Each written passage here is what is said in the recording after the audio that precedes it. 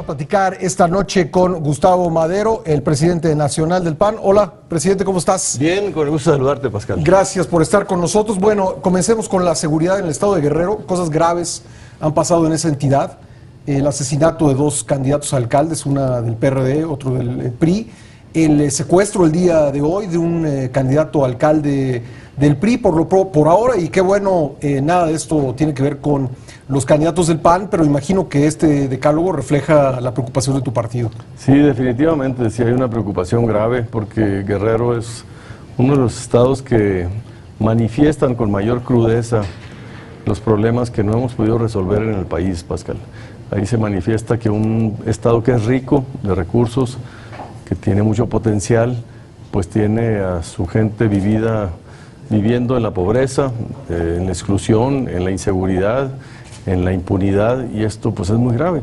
Nuestro candidato Jorge Camacho dice que mientras no resolvamos el problema de Guerrero no estaremos resolviendo el problema de México.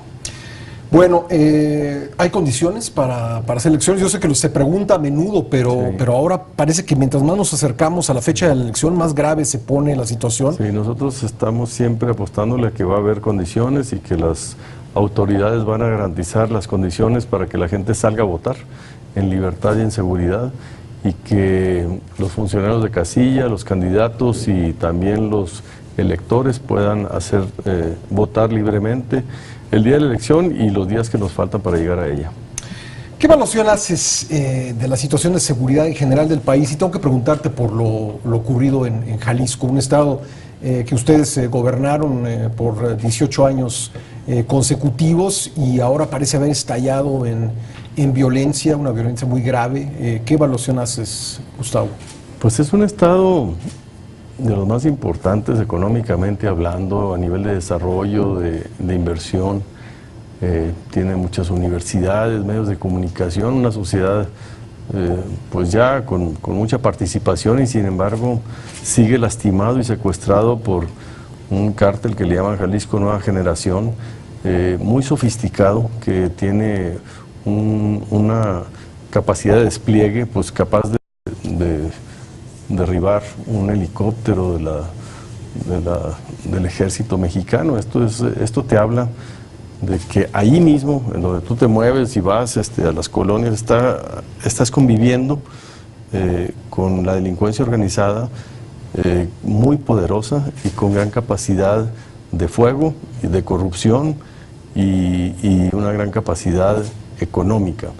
Esto quiere decir, Pascal, que no hemos resuelto el problema de la inseguridad, de la delincuencia organizada, que es una batalla que todavía le falta, pero que hay que perseverar. Yo soy optimista en que el Estado mexicano al final del día tiene que ser superior en capacidad de someter a estas fuerzas delincuenciales en todo el país.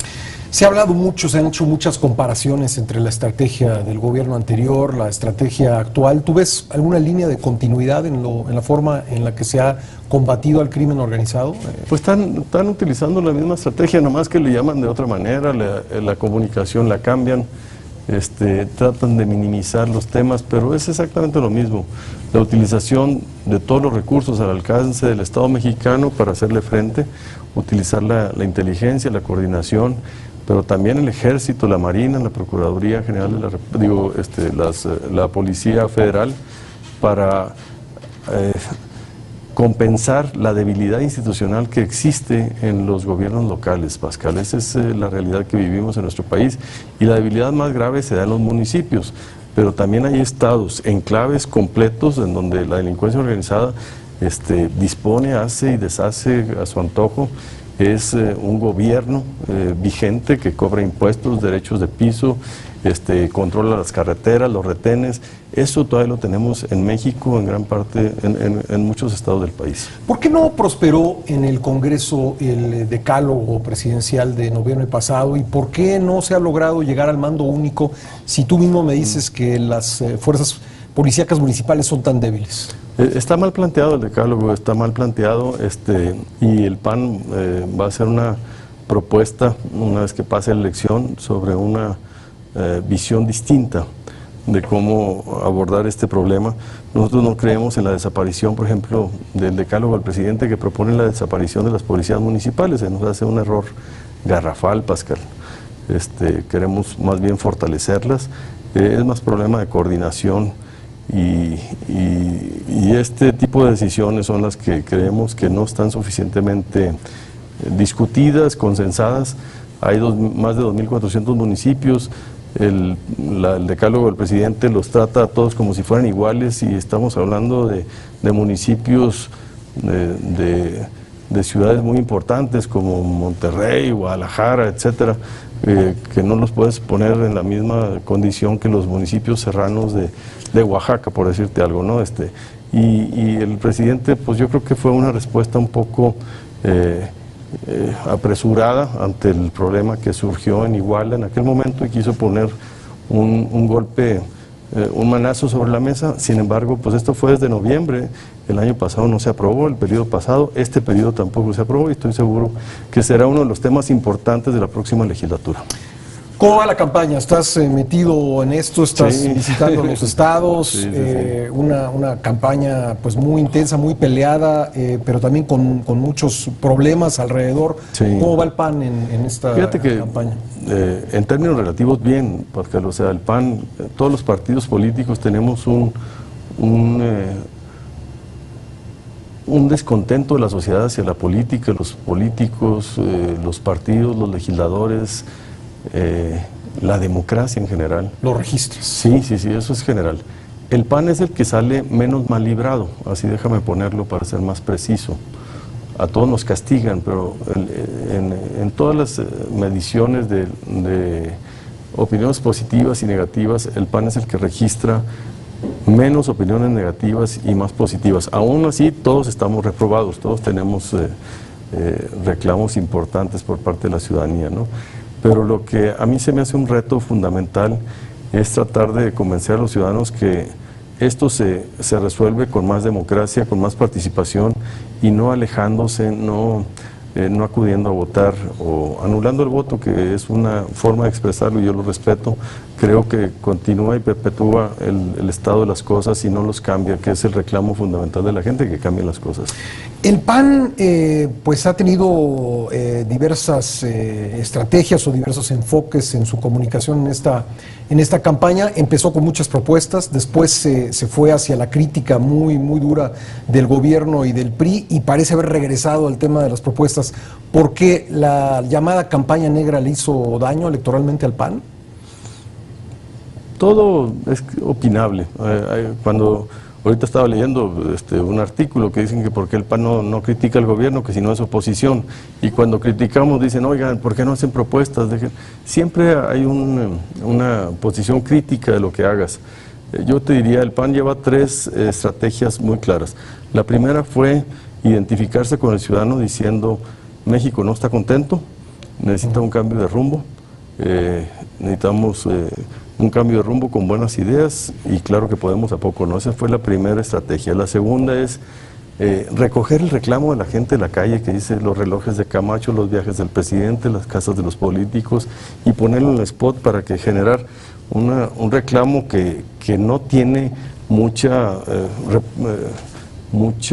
proyección, resonancia en los medios, hacer lo propio y darle esa voz que está sorda en cada una de las esquinas de los barrios, en las casas, en las oficinas, ponerla en los spots. Y el tercero, ahora ya estamos en etapa de propuestas, ahorita se llama las 3 del PAN, propuestas sobre economía, sobre seguridad y sobre corrupción, que son los 3 temas que escogimos como los ejes que a la gente más le preocupan, el ingreso familiar, la situación de la seguridad y el tema de la corrupción y la transparencia. Es decir, ¿tú rechazas que el PAN haya cambiado de estrategia viendo cómo se comportaban las encuestas? Eran etapas medidas, o sea, siempre, de hecho, la última etapa, una vez se anticipa, es el llamado al voto.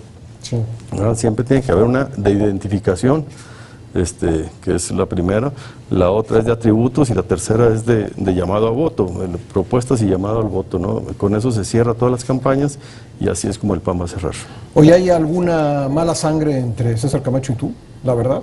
No, para nada, no. ¿Se hablan? No, claro, pues ahí estamos Yo honestamente creo que sí, se molestaron mucho por el tema de los relojes, pero pues él lo reconoció públicamente. Este es algo que no estamos inventando ni mucho menos. Dijo que pues sí eran suyos y que pues le gustan los relojes, ¿verdad?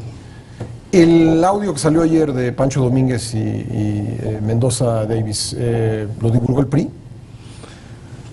Pues está muy curioso, ¿sabes qué?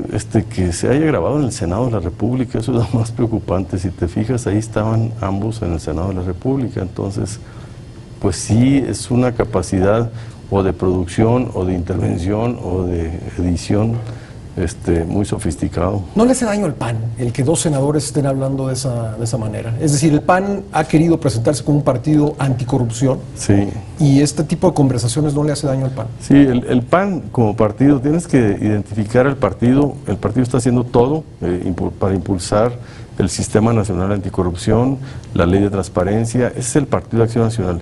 Si alguno de nosotros puede caer en alguna falla, omisión, error o incluso delito, pues hay que castigarlo y sancionarlo.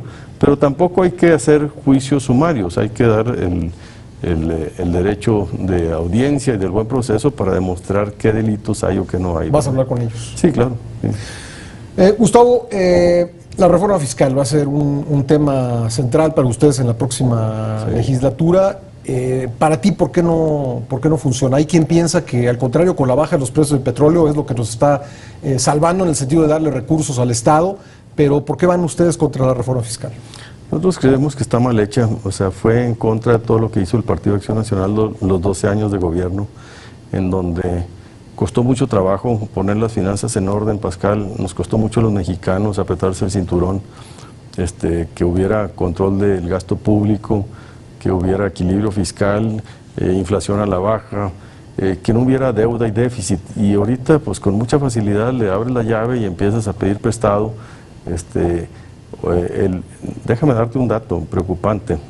El año que entra, 75% de toda la recaudación fiscal del gobierno se va a ir para pagar deuda. 75%, eso está mal, o sea, no es, es un sistema fiscal que no está funcionando bien. Tampoco creemos que esté siendo suficientemente progresivo. O sea, necesitamos nosotros apoyar más a la gente que menos tiene, y recaudación fiscal, elusión, o la gente que no está incluso en el sistema fiscal, ¿no?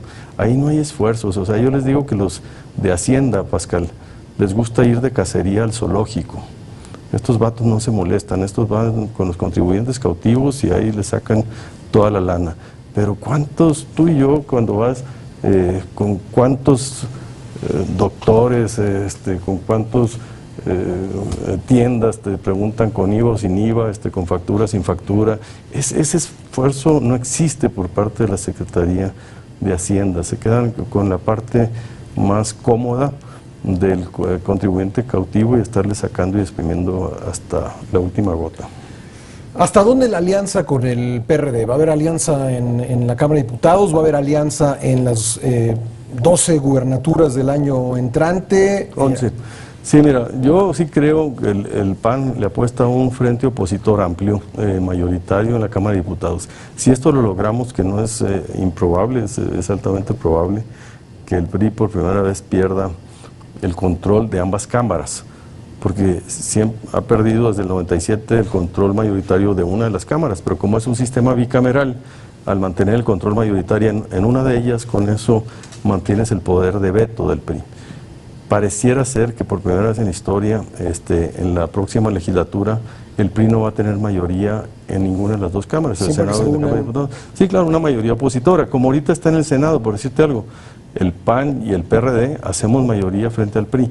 Yo creo que ese va a ser el escenario también para la Cámara de Diputados. Y esto pues abre una oportunidad muy interesante. Este es un tema legislativo. Y electoralmente, Pascal, yo creo que ya estamos en otra etapa.